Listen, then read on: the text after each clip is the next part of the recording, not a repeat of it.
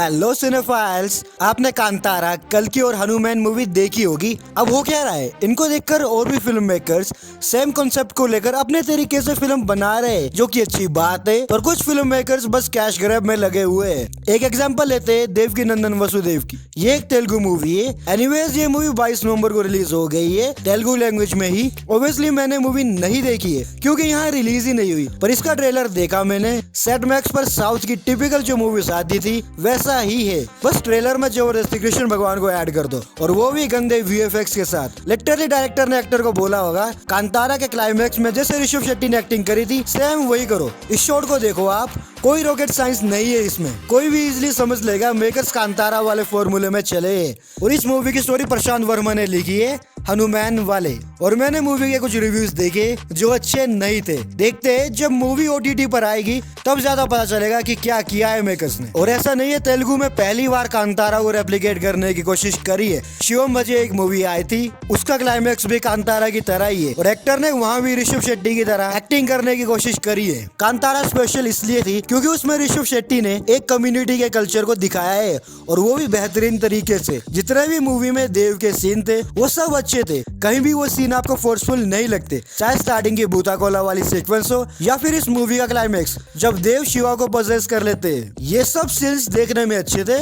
और ऋषभ शेट्टी की acting in scenes को और भी एलिवेट कर देती है। वहीं पर अगर मेकर्स शिवम बजे मूवी में शिव जी को ना भी दिखाते कोई फर्क नहीं पड़ता मूवी में। सेम चीज सिंघम अगेन के साथ भी हुई है। कोई जरूरत नहीं थी रामायण के सीन्स दिखाने की, पर मेकर्स ने ये इसलिए किया क्योंकि बहुत से मेकर्स एक भक्ति फैक्टर रखते हैं। मगर सिंघम अगेन में रामायण के सीन्स आपको फोर्सफुल फील होंगे, और यही ट्रेंड हमें पुष्पा 2 द रूल में भी देखने को मिलेगा। मूवी में गंगमा जतारे की एक सीक्वेंस होगी। अब ये तो मूवी देखने के बाद ही पता चलेगा मेकर्स ने कैश ग्रैब किया है, ये सीरियसली बनाया है इसको। अब कल की 2898 AD मूवी का एग्जांपल लेते हैं। इस मूवी में नाग अश्विन ने महाभारत में जो इवेंट्स हुए थे उनको बेस मानकर और थोड़ी सी क्रिएटिव फ्रीडम लेकर मूवी बनाई है। जैसे भगवान कृष्ण ने अश्वत्थामा जी को श्राप दिया था, ये इवेंट हमारी हिस्ट्री में हुआ था, और भगवान कलयुग के एंड में कल की अवतार भी ले गए, ये भी हमारे पुराणों में लिखा हुआ है। अब नाग अश्विन जी ने इन इवेंट्स को ध्यान में रखकर कल की मूवी बनाई है, जिसमें कल की भगवान का जन्म होने वाला है, और कलयुग के अंत में कल भगवान का जन्म रोकने जितना शक्तिशाली होगा, इसलिए अश्वत्थामा जी उस गर्भ की रक्षा करेंगे जिसमें भगवान हो गए। सिंपल शब्दों में अश्वत्थामा जी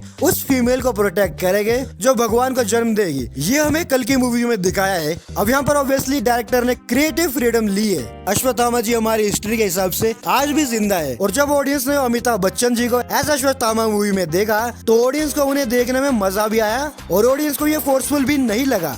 इजीली ऑडियंस अश्वत्थामा के कैरेक्टर से कन्विंस हो गई। पर कल्कि में करण का दिखना काफी लोगों को पसंद नहीं आया क्योंकि करण चिरंजीवी नहीं थे। वहीं पर अश्वत्थामा को लोगों ने पसंद किया। इसका रीजन सिंपल है, क्योंकि भगवान कृष्ण ने इनको श्राप दिया था तुम हजारों सालों तक जिंदा रहोगे। पर करण का पुनर्जन्म कुछ लोगों को थोड़ा डिफिकल्ट लगा होगा। ओवरऑल कल्कि 2898 AD मूवी अपने कंटेंट के साथ काफी हद तक जस्टिस करती है। अब एक और मूवी हमारे सामने आई, हनुमान, जो कि एक सुपर हीरो मूवी है और प्रशांत वर्मा सिनेमैटिक यूनिवर्स का एक पार्ट भी है। इस यूनिवर्स में प्रोटैगनिस्ट के पास जो सुपर पावर्स है वो हमारे देवी देवताओं से रिजेंबल करती है। जैसे हनुमान मूवी में प्रोटैगनिस्ट के पास हनुमान जी की सुपर पावर्स है। यह कॉन्सेप्ट देखने में भी अच्छा लगता है, और प्रशांत वर्मा ने लिटरली हनुमान जी को मूवी के एंड में दिखाया है जो फोर्सफुल नहीं लगा। और अब जय हनुमान मूवी मेनली फोकस करेगी हनुमान जी पर। हनुमान जी चिरंजीवी के साथ साथ शिव जी के भी अवतार है, और हनुमान मूवी में विभीषण जी को भी दिखाया गया जो अगेन एक चिरंजीवी है। मेरा पॉइंट यहाँ पर इतना ही है कि हमारी इंडियन हिस्ट्री के अकॉर्डिंग 8 चिरंजीवी से, तो अगर कोई फिल्म मेकर इनमें से किसी एक चिरंजीवी पर फिल्म बनाता है तो हम एज एन ऑडियंस उस कैरेक्टर को मॉडर्न टाइम में इजीली एक्सेप्ट कर लेंगे। सेम अगर कोई फिल्म मेकर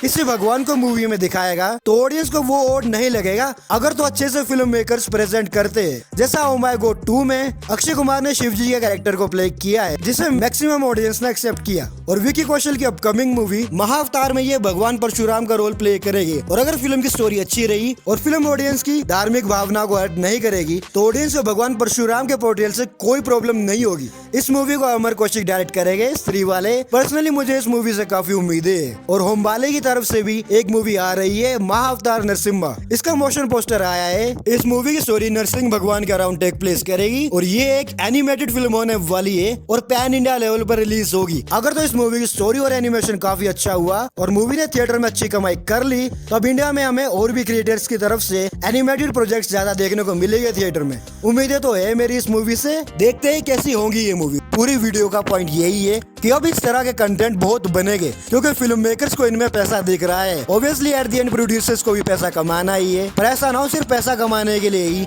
इस तरह की फिल्म बनाई जाए और स्टोरी पर फोकस ही ना किया जाए या फिर इन कैरेक्टर्स के साथ कुछ ज्यादा ही छेड़छाड़ कर दी जाए। अगर ऐसा हुआ तो ऑडियंस एक्सेप्ट नहीं करेगी फिल्म को। अगर हम नॉर्थ से ग्रीक माइथोलॉजी या हिस्ट्री कह लो इनका एग्जाम्पल ले तो यहाँ पर जितने भी गॉड्स है इनको डिफरेंट कंटेंट में डिफरेंट तरह से प्रेजेंट किया है। फॉर एग्जाम्पल थोर, एमसीयू में थोर का रिप्रेजेंटेशन अलग है और God of War Ragnarok game में अलग है। जहाँ एमसीयू में थोर को एज फनी कैरेक्टर की तरह प्रेजेंट किया है, वहीं पर God of War Ragnarok game Thor को रूथलेस और ब्रूटल प्रेजेंट करती है और थोर के ये दोनों ही वर्जन्स ऑडियंस को पसंद है। पर यहाँ पर एक कैच है। आपको क्या लगता है जितना चेंज थोर के कैरेक्टर में हुआ है ओवर द टाइम पीरियड, क्या उतना चेंज आप हनुमान जी के कैरेक्टर या फिर शिव जी के कैरेक्टर के साथ एक्सेप्ट कर लोगे इंडियन सिनेमा में? बिल्कुल भी नहीं। रीजन लोगों के सेंटिमेंट्स जुड़े हुए हैं और अगर फिल्म मेकर्स कुछ ऐसा चेंज कर देंगे इनके कैरेक्टर में जो बिल्कुल भी सही नहीं होगा तो ये बैकफायर करेगा। फ्यूचर में हमें ऐसे बहुत से कंटेंट देखने को मिलेंगे। अब एक सिक्के के दो पहलू होते हैं, कुछ मूवीज डेफिनेटली अच्छी होगी और कुछ नहीं। अब मूवी अच्छी हो या बुरी ये बात की बात है, पर मूवी बनाने के चक्कर में आप इन किरदारों के व्यक्तित्व में आज भी पूरी जितना चेंज कर दो उसको एक्सेप्ट नहीं करेगी ऑडियंस। आई होप आपको वीडियो पसंद आई हो। अगर आई हो तो लाइक शेयर कमेंट जो आपको सही लगे वो कर देना। जोरो भाई, with great power comes great responsibility.